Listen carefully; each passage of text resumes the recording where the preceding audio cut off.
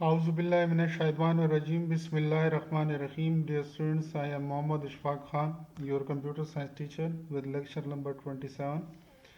And as you know that we are studying about the different concepts of C++. So today we will try to know about two another concepts of C++, which is the constant qualifier. ठीक है, जिसको आप shortcut में इससे denote करते हैं CONST, const से आप इसको डिनोट करते हैं। और फिर उसके बाद हम जानने की कोशिश करेंगे कि what is the difference between variable declaration and variable initialisation. Variable declaration और वेरिएबल इनिशियलाइजेशन में क्या फ़र्क होता है, इस चीज़ को जानने की हम कोशिश करेंगे। So please open your books, page number 47। जैसे ही आपके सामने लिखा हुआ है the constant qualifier, CONST। Topic को स्टार्ट करने से पहले एक चीज़ मैं आप लोगों को बता दूं कि मैंने आप लोगों को कांस्टेंट और वेरिएबल की डेफिनेशन के मुतालिक ये बताया था कि वेरिएबल एक ऐसी चीज़ होती है, यानी कांस्टेंट एक ऐसी चीज़ होती है जिसकी value during the program execution change नहीं होती है, और वेरिएबल एक ऐसी चीज़ होती है जिसकी value during the program execution change हो जाती है। ठीक है, तो बाज़ औक़ात हमें अपने प्रोग्राम्स में ऐसे वेरिएबल्स भी इस्तेमाल करने पड़ जाते हैं जिनकी वैल्यूज़ हम प्रोग्राम एग्जीक्यूशन के दौरान चेंज नहीं करना चाहते। तो अगर आपको ऐसा कोई वेरिएबल इस्तेमाल करना है जिसकी वैल्यू आपने प्रोग्राम एग्जीक्यूशन के दौरान कांस्टेंट रखनी है, चेंज नहीं करनी, तो उसके लिए आपके पास C++ में ये फीचर अवेलेबल है जिसको आप कांस्टेंट क्वालिफायर के नाम से जानते हैं। ठीक है, जैसे यहाँ पे लिखा हुआ है कि in C++ programming language const defines a variable whose value can not be change throughout the program. यानी C++ प्रोग्रामिंग लैंग्वेज में आपके पास एक फ़ीचर है कांस्ट के नाम से, और इसका काम क्या होता है कि ये एक ऐसा वेरिएबल डिफाइन करता है जिसकी value throughout the program change नहीं होती। कहते हैं कि when the const qualifier is used with a variable, यानी जब भी आप किसी वेरिएबल के साथ कांस्ट क्वालिफायर इस्तेमाल कर देते हैं तो it no longer remains a variable, तो फिर वो वेरिएबल नहीं रहता, because its value will not be change, क्योंकि अब उसकी वैल्यू जो है वो प्रोग्राम एग्जीक्यूशन के दौरान चेंज नहीं होगी। A variable defined with the const qualifier must be assigned some value। लेकिन शर्त ये है कि आप कांस्ट क्वालिफायर के साथ जो भी वेरिएबल इस्तेमाल करेंगे उसको आप कोई ना कोई वैल्यू जो है वो लाजमी असाइन करेंगे। It has the following syntax, यानी इसका जर्नल सिंटेक्स जो है वो कुछ इस तरह से है कि सबसे पहले आप लिखेंगे कांस्ट, ठीक है, फिर उसके बाद डेटा टाइप, और फिर उसके बाद वेरिएबल का नाम, फिर इक्वल टू का साइन, और फिर उसके बाद उसकी वैल्यू, जो भी वैल्यू आप उसे असाइन करना चाहते हैं, ठीक है, वो आप लाजमी उसे असाइन करेंगे। ये इसका जर्नल सिंटेक्स है। जैसे अब फॉर एग्जांपल मैं आपको एक एग्जांपल देता हूँ कि लेट सपोज मैं एक वेरिएबल डिक्लेयर कर रहा हूँ, ठीक है, इंट एज के नाम से, इसको मैं वैल्यू दे देता हूँ 34 की। ठीक है, अब क्या होगा कि जब प्रोग्राम एग्जीक्यूट होगा तो जैसे जैसे कैलकुलेशन होती जाएगी एज की वैल्यू जो है वो चेंज होती जाएगी।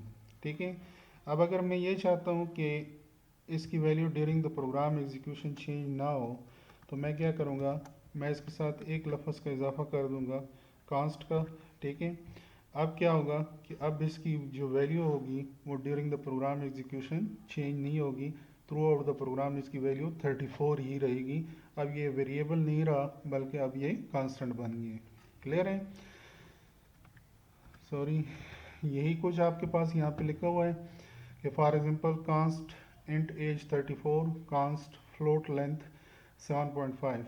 ठीक है, यानी कांस्ट का कांस्टेंट क्वालिफायर जो है ना वो आप किसी भी डेटा टाइप के साथ इस्तेमाल कर सकते हैं, इंट के साथ, फ्लोट के साथ, ठीक है, चार के साथ, तो आप इसको इस्तेमाल कर सकते हैं। कहते हैं कि the variables of type const are generally written in upper case letter. ठीक है। अच्छा, एक चीज़ और है जो मुझसे यहाँ भूल गई है कि जो कांस्ट वेरिएबल आपने कांस्ट क्वालिफायर के साथ डिक्लेयर करना है ना, उसका नाम जो है वो आप क्या करेंगे, वो नाम इसका आप इस तरह अपर केस लेटर्स में यानी कैपिटल हरूफ में आप लिखेंगे। क्लियर है? आई होप कि आप लोगों को इस चीज़ की समझ आ गई होगी। अब नेक्स्ट टॉपिक की तरफ चलते हैं जिसका नाम है आपके पास वेरिएबल डिक्लेरेशन एंड इनिशियलाइजेशन। जैसे यहाँ पे लिखा हुआ है कि in C plus plus all the variables that are going to be used in a program must be declare before use.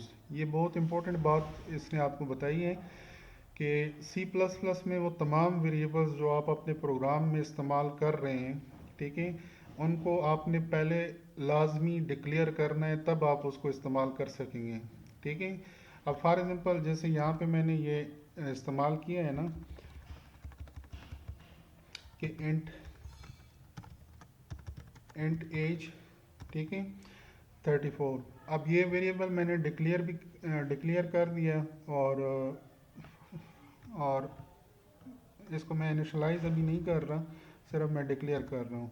आगे जाके अगर मैं इस तरह इस्तेमाल करूँगा इसको कि एज इज़ इक्वल टू 34, तो फिर ये ठीक होगा। ठीक है।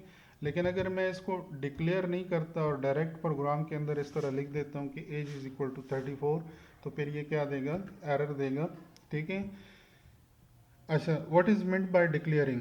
डिक्लेयरिंग का मतलब क्या है? Declaring a variable means specifying the data type of the variable. यानी डिक्लेयरिंग से मुराद क्या है कि जब आप किसी वेरिएबल का डेटा टाइप मेंशन कर देते हैं प्रोग्राम में, जैसे यहाँ पे मैंने लिखा है कि इंट डेटा टाइप है और वेरिएबल का नाम एज है, तो ये जो चीज़ है, ये जो स्टेटमेंट है, इसको हम क्या कहते हैं, डिक्लेयरिंग अ वेरिएबल। यानी जब आप सिर्फ डेटा टाइप लिखते हैं और वेरिएबल का नाम लिखते हैं, तो इसको क्या कहा जाता है, डिक्लेरेशन ऑफ अ वेरिएबल कहा जाता है।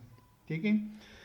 It allows the compiler to decide how many bytes should be set aside in memory for storage of value that is going to be assigned to the variable in the program। यानी declaration का फ़ायदा क्या होता है, जब आप किसी variable को डिक्लेयर करते हैं तो कंपाइलर जो होता है आपके प्रोग्राम का, यानी लैंग्वेज कंपाइलर जो होता है, उसको पता चलता है कि किस टाइप का डेटा मेरे पास आ रहा है और इसके लिए मैंने मेमोरी में कितनी जगह रखनी है, इस डेटा टाइप को मद्देनज़र रखते हुए। क्लियर है? अच्छा, जैसे the following are some examples of declaring a variable. जैसे ये कुछ एग्जांपल्स हैं आपके पास कि int x y z, float length breadth sum और चार सी एच है। Here the variables x, y and z are declared as a type of int, length and breadth as a type of float and ch as a type of char। यानी यहाँ पे तीनों data types के different variables declare किए गए हैं। अच्छा, एक और बात याद रखें कि अगर आपके पास प्रोग्राम में बहुत सारे जो वेरिएबल्स हैं एक ही डेटा टाइप के हैं, तो उनको आप इस तरह एक लाइन में कामा के साथ डिक्लेयर कर सकते हैं। ठीक है। इस तरह भी डिक्लेयर कर सकते हैं और इस तरह अलग-अलग भी डिक्लेयर कर सकते हैं। ठीक है। And A and B and C और एंड डी। ठीक है। अब ये थोड़ा सा ज़्यादा टाइम लेगा आपसे, क्योंकि हर लफ्ज़ के साथ आपने एंड भी लिखना है, सेमी कॉलन भी इस्तेमाल करना है। ये थोड़ा सा कम टाइम आपसे लेगा क्योंकि आपने एक ही लाइन के अंदर तमाम वेरिएबल्स को, सेम डेटा टाइप्स के वेरिएबल्स को आपने डिक्लेयर कर दिए हैं। क्लियर है? तो जब भी सेम डेटा टाइप्स के वेरिएबल्स हों आपके पास, उनको आप कोशिश करें कि प्रोग्राम में इस तरह एक ही लाइन के अंदर डिक्लेयर करें। क्लियर है? अच्छा, कहते हैं कि अब नेक्स्ट है आपके पास कि what is meant by variable initialisation. कहते हैं कि variable may be initialised at the beginning of a program when it is declared. Initialising a variable means assigning it an initial value. यानी उसे कहने का मतलब यह है कि जब आप वेरिएबल को डिक्लेयर करते हैं तो वहीं पे आप वेरिएबल को इनिशियलाइज भी कर सकते हैं। और इनिशियलाइजेशन से मुराद क्या है कि आप किसी वेरिएबल को उसकी इनिशियल वैल्यू फराम कर देते हैं। जैसे फॉर एग्जांपल ये मैंने लिखा है ना,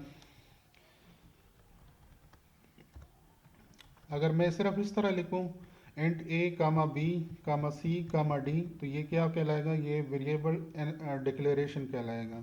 अब अगर यहाँ पे मैं इस तरह लिख दूँ कि int a is equal to 4, b is equal to 3 और सी इज इक्वल टू 2 और d is equal to 5 let suppose. अब ये जो स्टेटमेंट है ये क्या कहलाएगी, ये वेरिएबल डिक्लेरेशन भी है और वेरिएबल इनिशियलाइजेशन भी है। इसको आप इस तरह एक लाइन के अंदर भी कर सकते हैं, ठीक है, जैसे यहाँ पे दिखाया गया कि int x is equal to 4 comma y is equal to 5 और जेड, ठीक है। और इस तरह अलग अलग भी आप इसको कर सकते हैं कि int a is equal to 4 semicolon, int b is equal to let suppose 3 and C is equal to 2 और int D is equal to let's suppose 5। इस तरह अलग अलग भी आप इसको डिक्लेयर और इनिशलाइज कर सकते हैं, और इस तरह एक लाइन में भी आप इसको डिक्लेयर और इनिशलाइज कर सकते हैं। जैसे यहाँ पे ये कुछ एग्जांपल्स दी गई हैं कि the following are some examples of initialising variables and declaration statement. ये वेरिएबल को डिक्लेरेशन स्टेटमेंट के अंदर ही इनिशियलाइज किया गया है, ठीक है, आप देख सकते हैं। And the first declaration statement the variable x is initialized to integer constant 4 and y to 5. The second statement initializes length to 12.5, breadth to 15.25 and sum to 0.0. The last statement initializes the character variable ch to a. यानी यहाँ पे पहले जो variable है x को 4 से initialise किया गया है, y को 5 से, यहाँ पे लेंथ को 12.5 से, ब्रेथ को 15.25 से और सम को 0.0 से और कैरेक्टर को a से इनिशलाइज किया गया है। क्लियर है? तो आई होप आप लोगों को समझ आ गई होगी कि वेरिएबल डिक्लेरेशन और इनिशलाइजेशन में फ़र्क क्या होता है। एक दफ़ा मैं दोबारा आप लोगों को यहाँ पे शॉर्ट सा बता देता हूँ कि अगर आप सिर्फ इतना लिखते हैं कि इंट ए, तो this is called variable declaration, ठीक है। और फिर आगे जाके आप लिखते हैं कि ए इज़ इक्वल टू 5, तो this is called variable initialisation. और अगर आप इस तरह लिखते हैं कि int a is equal to 5, तो ये वेरिएबल डिक्लेरेशन भी है और इनिशियलाइजेशन भी है। क्लियर है? सो स्टूडेंट्स, ये था आज का आपका टॉपिक। आई होप आप लोगों को समझ आ गया होगा। अगर फिर भी कोई क्वेश्चन हो तो आप पूछ सकते हैं। थैंक यू, अल्लाह हाफिज़, स्टे ब्लेस्ड, स्टे सेफ।